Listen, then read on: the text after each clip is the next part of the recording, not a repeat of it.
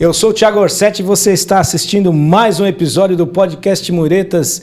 Nos acompanhe, seja muito bem-vindo. Hoje estamos aqui com os nossos convidados, Cláudia Mondelo, apresentadora, seja muito bem-vinda. Obrigada pelo convite. Saulo Palma, da Baltic Volvo. Um prazer estar aqui, Thiago. E Richard Daniel, da Estofados Tirone. E Thiago, obrigado pelo convite aí. Muito obrigado pela presença de vocês. Hoje a gente tem como pauta o papel dos acabamentos, cores e texturas, promovendo experiências, mas a gente vai estender esse papo aí, que já estava rolando nos bastidores, já estava quente aqui o papo, e a gente vai começar falando do Paulo aí, como é trabalhar com essa empresa chamada Volvo, que lá atrás foi a criadora de um sistema revolucionário, que é o cinto de 3 pontos, e até onde a gente chegou agora aliando o luxo, valor agregado, a questão da segurança. E eu queria que você falasse um pouquinho mais o que é a Volvo hoje. Você falou, foi sensacional, porque não é produzir carros, é cuidar de pessoas. Cuidar de pessoas. Lá atrás, os fundadores da Volvo, eles decidiram que eles não iam só construir carros. Eles iam cuidar de pessoas através dos carros. Né? Então a gente já comentou em off, algumas vezes conversando, né, Thiago? A Volvo, ela tem metas ambiciosas, como já teve lá atrás de não haver nenhum acidente fatal mais envolvendo o Volvo. Essa meta foi cumprida por 2 anos. Agora a meta é não ter mais nenhum Volvo envolvido em acidente com os sistemas de segurança que estão vindo. E tudo isso cuidando das pessoas no carro de uma maneira geral, cuidando da segurança e do conforto, tá? Do conforto visual, do bem-estar dessas pessoas dentro do carro. Eu acho que isso alinha muito com o que a gente vai falar aqui hoje sobre texturas, sobre experiência. Fantástico. A Volvo tem tudo para oferecer em cima disso. Olha, você já tem um provável comprador. A Cláudia estava falando, roda sozinha, tem a questão da segurança. É verdade, né? Quando a gente pensa nesse estilo de vida, né? Uma mulher que está ali dirigindo, que pega a estrada sozinha, a gente tem que pensar nisso também, né? E a Volvo, ela vem completa, né? Ela abre a porta não só do carro, mas da empresa como um todo, né? Cuidando, como ele diz, cuidando das pessoas. Eu acho isso extremamente importante. O Richard contou para mim numa viagem que fizemos ontem, né? Sobre um amigo em Santa Catarina que foi... O resgate partiu do próprio carro, né? O pedido de socorro. Aconteceu o acidente e aí, quando menos esperava, o socorro já tinha sido chamado pela central da Volvo. Agora, tomando como gancho esse posicionamento de marca que a Volvo apresenta, você, como designer de uma marca, né? Responsável ali pelo produto final, ali, pela sensação que o produto está. Qual é a importância de se construir uma marca? Quais são os objetivos por trás do teu desenho para imprimir no produto Estofado Tirone?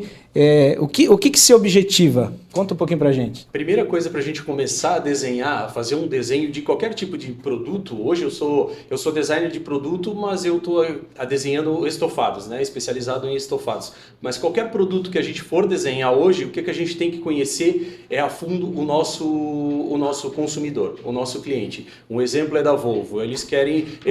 Estão criando a comunidade de quem quer o carro seguro. Mas é lógico que vem tudo junto com isso, vem o luxo, vem o motor, vem a estética, mas o que a gente precisa para desenhar qualquer tipo de produto é conhecer o nosso público consumidor. Então esse é o primeiro passo quando eu vou desenhar qualquer estofado, qualquer coleção, é entender para quem que eu vou destinar isso, o lojista que vai vender o meu produto, o meu representante está batendo em que tipo de loja, e por isso que a gente está viajando o Brasil inteiro, o tempo inteiro, para conhecer aonde que o meu produto vai ser exposto. E a partir disso é que a gente começa com o desenho. Eu sei o conforto, eu sei a estética, eu sei o tipo de produto que o meu cliente, a demanda que ele vai procurar, né? Então, a partir de qualquer produto, parte do princípio aonde vai estar exposto esse produto. Nós falávamos ontem dessa dissonância que existe quando a empresa ela cria algo que ela tem como ideal sem ouvir o público, né? Sem ter essa conexão fina, né? Essa conexão muito próxima com o público. Porque aí você gera um produto que às vezes tem o design, mas não atende a demanda. E aí tu não gera aquela tua comunidade, tu não gera o teu consumidor fiel, aquele teu consumidor, principalmente o lojista, né? A gente como indústria desenha destinado ao lojista e pensando logicamente no consumidor final, no arquiteto que vai consumir esse produto. Mas eu preciso ter o lojista que é fiel à minha marca. Então eu preciso trabalhar sempre com a identidade que eu sei que ele vai ver. Opa, isso aqui é estofado Stirone. Na minha loja, o meu metro quadrado que vai ser estofado Stirone, eu quero esse tipo de produto. Então vai ter sempre lá reservado o nosso espaço dentro da loja para aquele tipo de produto. Se a empresa começa a se perder, começa a desenhar o produto que a empresa quer colocar para o lojista, esse lojista vai dizer, opa, não perdeu a identificação, perdeu a identidade, já não fecha mais com o que eu procuro como estofado Stirone. Então é isso que a empresa muitas vezes não pode se atropelar, pensar o que a empresa quer fazer, o que é fácil para a linha de produção, para escoar a produção, para fazer volume, não é isso que hoje o mercado está procurando. O mercado cada vez mais procura exclusividade e procura identidade. Então se a empresa achar que ela precisa impor aquilo e não gerar essa comunidade, é um passo para o fracasso. Tem que ter um DNA, né? Tem que ter um DNA. A gente estava falando aqui, antes de começar o programa, sobre o que eu apresento, que é um dos podcasts... Eu ia jogar essa batata quente no seu colo. Que é nichado, né, para arquitetura, e você falou até que já viu, assistiu alguns amigos lá. E eu costumo dizer que tem alguns profissionais que a gente não precisa nem perguntar. Quem fez esse projeto? Você já sabe. Eu já jogo assim. Esse projeto é do X? Assinatura. Já tem assinatura. Isso é mesmo. o que você acabou de dizer, né? Você precisa ter um DNA da sua marca para poder... O público, a gente tem público para tudo, né? Sim. Tem para todo tipo de carro, tem para todo Isso tipo de cliente, para decoração, para sofá. Mas a gente precisa primeiro entender quem nós somos para passar uma verdade nisso, né? Isso mesmo. Então, enquanto a gente não passa uma verdade, a gente não consegue criar um produto de verdade. Público, existe todo tipo de público, mas a minha empresa, a minha marca, ou eu como designer, não posso querer atender todo mundo. Imagina se a Volvo daqui a pouco quer atender todos os públicos, vai do carro popular ao carro luxuoso, aí vai competir com o carro popular, assim como vai com o super esportivo, começa a se perder, começa a perder a identidade e já não sabe mais para quem que está atendendo, quer atender todo mundo e não atende ninguém, né? Mas legal essa colocação que vocês estão fazendo, porque a gente viu recentemente marcas de carro tentando se reposicionar Falamos e disso sofrendo muito por causa disso, tá? A Volvo, ela voltou a reafirmar, na verdade voltou não, ela está reafirmando o posicionamento dela de ser uma empresa nórdica, de valorizar o design nórdico, o minimalismo nórdico, criar essa experiência da identidade raiz dela e manter isso, sem fugir, tá? Sem fugir do que fez a marca criar o Iron Mark, aquele logo que chama Iron Mark, o logo da Volvo, sem fugir do que fez a marca criar aquilo. Então, quando você cria essa identidade, você nicha, você tem o cliente fiel, você causa essa experiência. Nós falamos na viagem sobre isso, como é terrível a gestão, uma gestão que assume, por exemplo, uma empresa e ela querer adequar para o que está em voga, né? A política, a imagem, o direcionamento que está em voga. Como você rapidamente pode destruir a imagem de uma empresa, os valores de uma empresa, o que tem intrínseco nela. E aí a gente traçou um paralelo a respeito de uma grande, famosa marca, não vou citar nomes aqui, mas enfim. E o paralelo, quando você quer adaptar a coisa, você abre mão dos valores que você tem, que levou anos e anos, décadas para você construir, e aí você, né, toma a gestão toma um direcionamento equivocado, e aí você, para retomar isso, quanta energia não se gasta, se é que você consegue voltar para o patamar. Consegue voltar, né? Porque se não tiver foco... Existe uma questão cultural, né? Eu acho que a gente, enquanto empresa, não pode abrir mão da nossa cultura. A gente, como pessoa, não pode abrir mão da nossa cultura pessoal, e isso vai escalonando até empresas, até a indústria, e assim vai. Eu acho que isso não deve ser aberto à mão. Mas tudo tem que se adequar aos tempos. Existe uma adequação que tem que ser feita. Hoje você não pode mais falar no marketing o que se falava há 30 anos atrás. Não, com certeza. Né? Então, existe uma adequação, sim, que tem que ser feita, eu vejo dessa forma. Porém, você não pode quebrar a expectativa que o teu cliente tem no teu produto. A experiência que ele está ali almejando ter com o teu produto, você tem que manter isso dentro dos padrões culturais da época e do país em que estamos.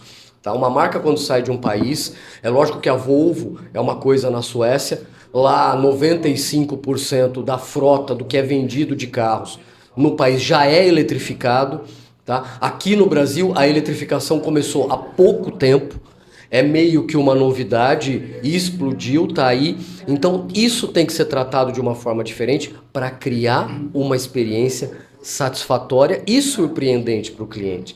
Eu acredito que na questão de textura, de designs, de ambientação, a gente tem que manter isso também e até surpreender ainda mais. Me corrijam vocês, não, é verdade, que são da área. É verdade, eu acho que assim, a sociedade ela está em constante mudança, né? Socialmente, culturalmente, e todas as empresas elas precisam se adequar a isso. Mas o que ele falou é perfeito. Não pode perder a sua essência. Perdeu o DNA da sua empresa. Então, se ela foi criada há 100, 200 anos atrás com aquela percepção de mercado do que ela quer oferecer, eu acho que ela tem que continuar nessa linha, porém vai se adequando, né? As texturas, por exemplo, vão chegando outros materiais, vão tendo outras formas de fazer aquela mesma coisa com qualidade. Então, vai colocando aí, né, essa cultura toda que vai se alinhando, o modismo que chega, né? Os novos consumidores também, o dinheiro ele muda de mão, né?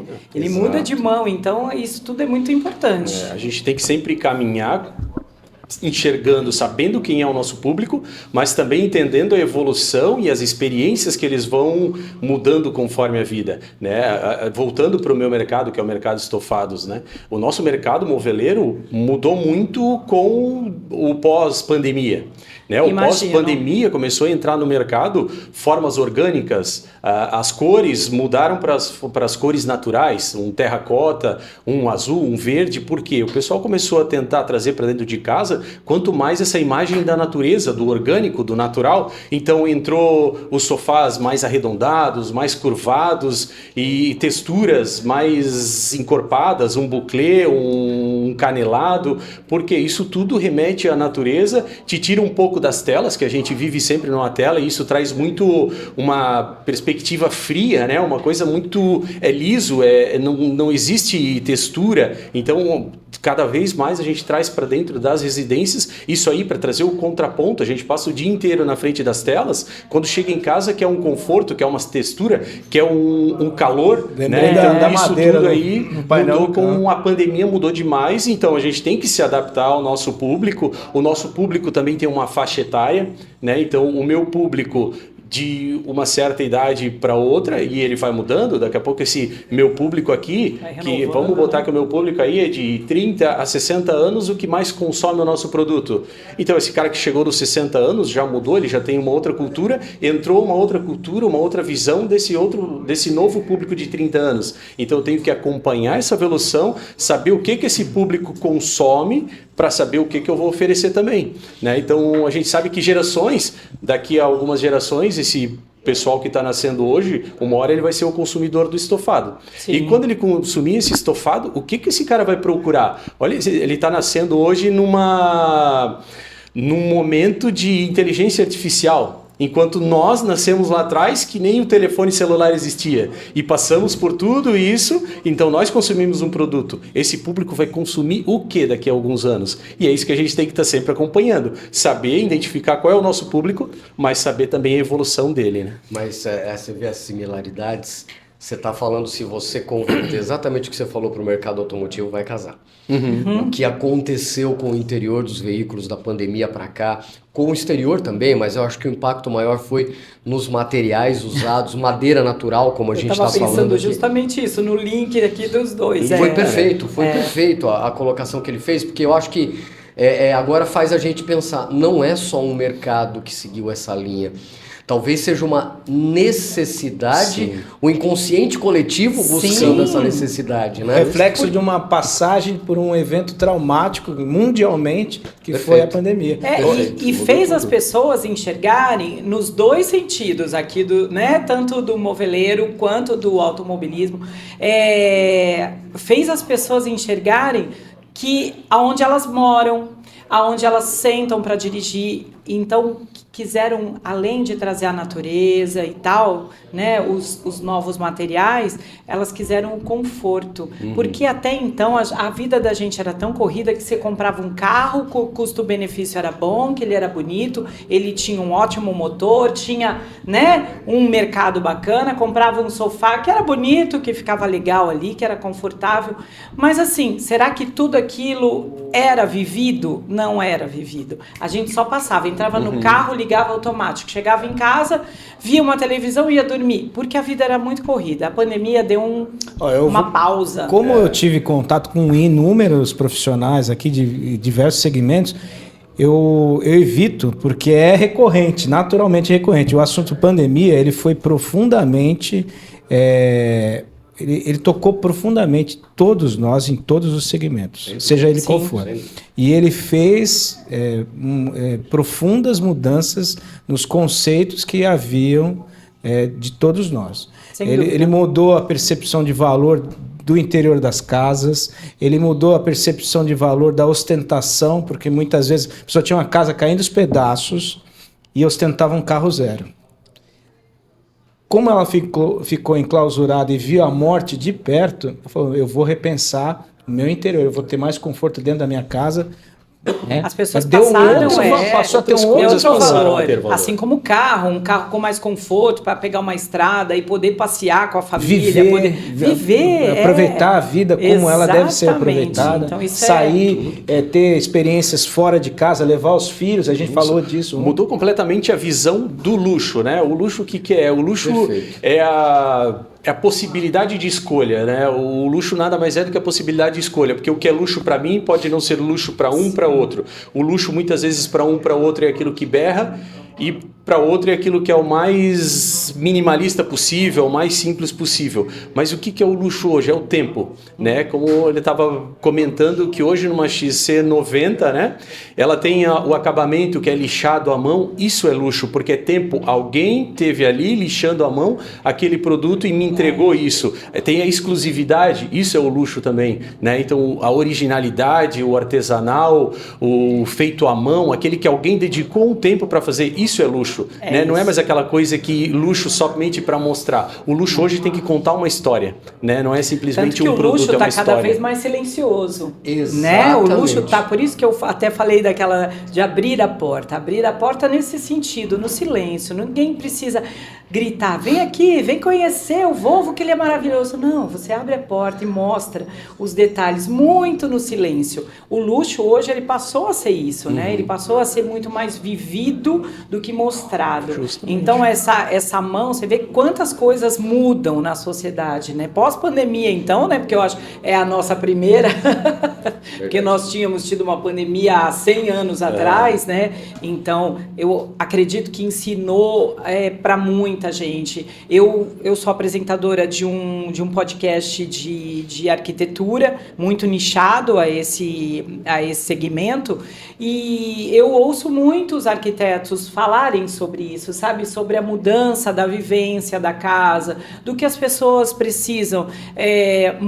Muitos pedidos de clientes querendo que tenha um projeto onde junte a família, né? Então a gente vê isso também nos carros, os carros que todo mundo possa andar junto, né? Eu sou de uma geração assim, não de pai, né? Porque lá atrás a gente andava todo mundo junto com o pai, né? Quem não teve uma perua, uma Brasília amarela, que as crianças estavam tudo naquele negócio de gente, muitas. Uma delícia andar em cima do motor, era bom. Andando na caçamba de caminhonete. Isso nossa, aí, né? Quantos? Viajei pro Nordeste, acho que meu pai atrás de picape. Tem coisas que eu lembro que eu não posso nem falar. Gente, meu pai estaria preso hoje. Exatamente. Não pode mais falar algumas coisas. Eu vou falar, meu tio uma vez pegou um caminhão A gente estava em Itanhaém, ele colocou todo mundo em cima do caminhão, nós fomos para Peruíbe de caminhão, todo mundo na caçamba do caminhão, e o pessoal, os meninos todos para surfar em Peruíbe mesmo. Uma folia danada, Nossa Senhora! Agora, vou já pedir a licença e a permissão aqui, gostei da tua frase. O luxo é a possibilidade de escolha. Se você me permitir, essa frase vai pro meu status assim que eu sair daqui. Perfeita. Mas é a tua isso, colocação. né? É isso Perfeita, aí. O luxo perfeita. sempre vai ser, na minha perspectiva, o luxo é isso aqui. Né? Porque o luxo, o que é o luxo? Se for resumir, cada um for resumir o que é o luxo, não sei o que é, mas é a opção de escolha para eu saber aquilo que eu realmente quero. Isso daqui para mim é luxo. Sentido, o meu sonho que faz sentido. Que faz sentido, porque o meu sonho é totalmente diferente de outro. Não, e isso vai sempre bater, né? E falando do produto, tem toda uma correlação. Porque falando do produto estofado Tirone, que a gente trabalha com ele é um produto que você customiza ele. Que é o poder de escolha. É o poder de você, diferente de outras empresas que talvez não foquem nessa particularidade, Sim. a gente consegue entregar um produto customizado.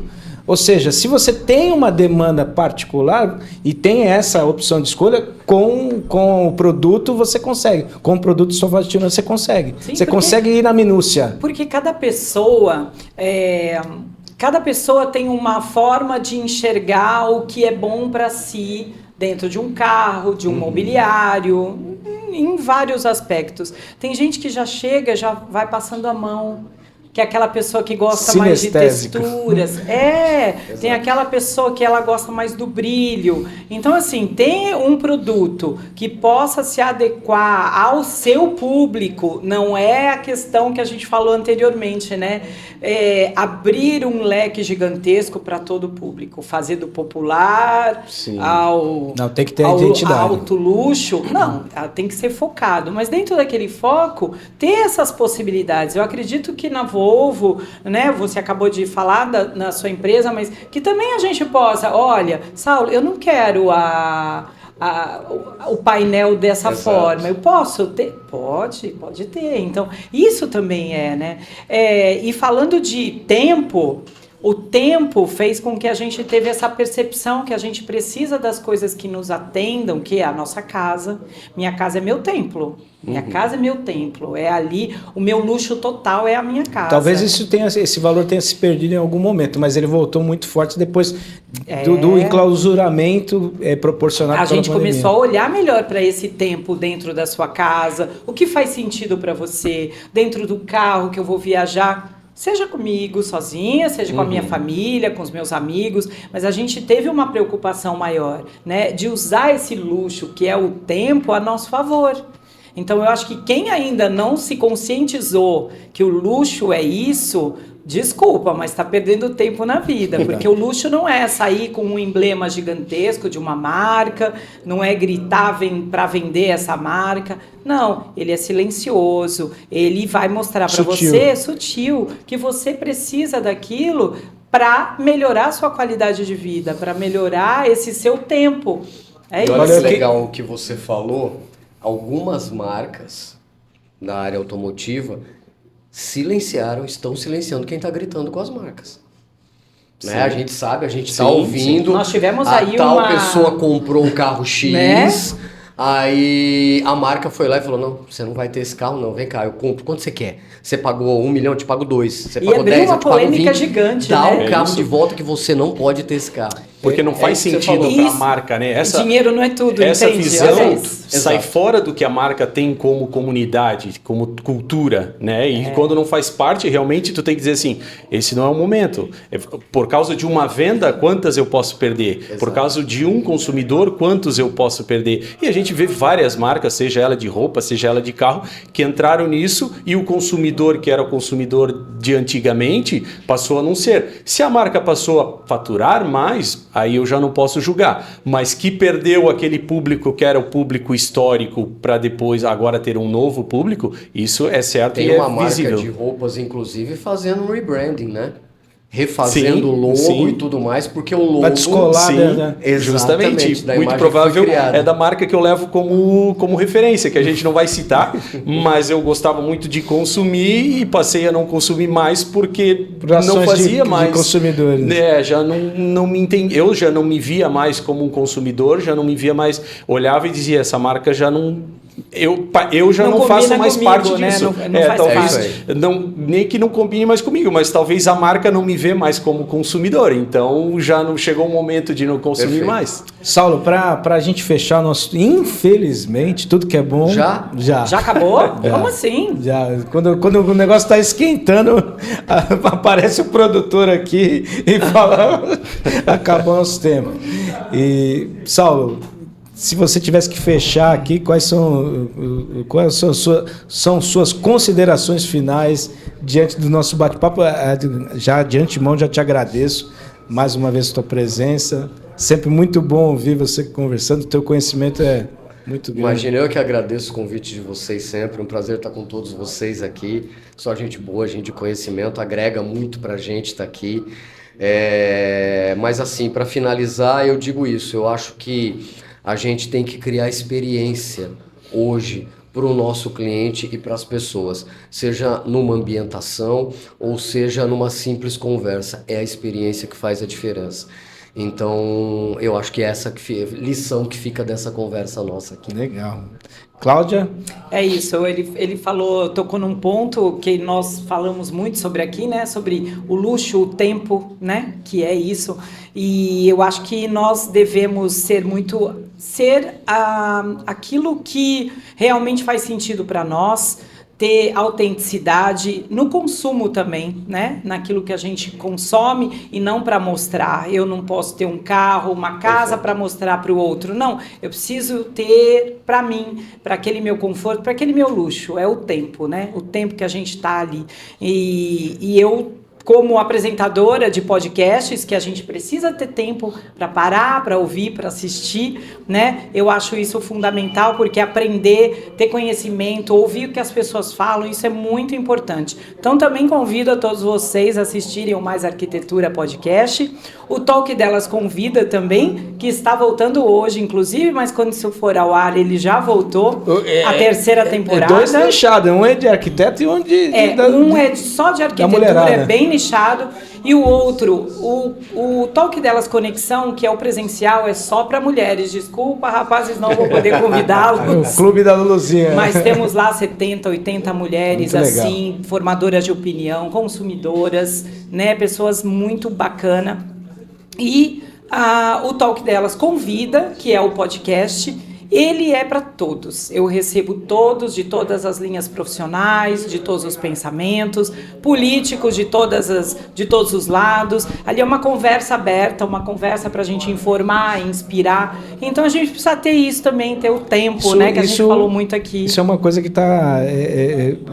A diferença já não se conversa, se não se convive quando as ideias são diferentes. Nós perdemos isso, né? Antigamente a gente tinha... Eu não faço parte desse grupo. Uma tolerância maior, a gente convivia com ideias diferentes. Mas eu acho o ser fantástico. Humano ficou estranho. O que seria de nós se não tivéssemos as diferenças? Já pensou todo mundo aqui com a mesma carinha, acho que é um grande exercício, com a mesma roupa, com tudo igual? Gente, isso é maravilhoso. E é legal, a gente só cresce quando abre o ouvido para entender o outro, para saber da opinião do outro, né? Para perceber esse produto é bacana, aquele é também. E, enfim, em todas as áreas. Eu sou muito adepta a isso. Eu não faço parte de grupos. Se você for ver bem, na cidade onde eu moro, eu sou colunista social também. Eu dou voz para todos. Legal. Sabe? Para a cultura, para as festas, top para aquelas festas que estão ali começando. Então eu acho que assim tem público, tem leitor, né? Tem para todos. Então eu sou muito de estar em todos os grupos. Não tenho um só, não. Obrigado. Eu passei por aí. Richard. Então, Thiago, eu queria agradecer aqui a conversa que a gente teve, o Saulo, a Cláudia.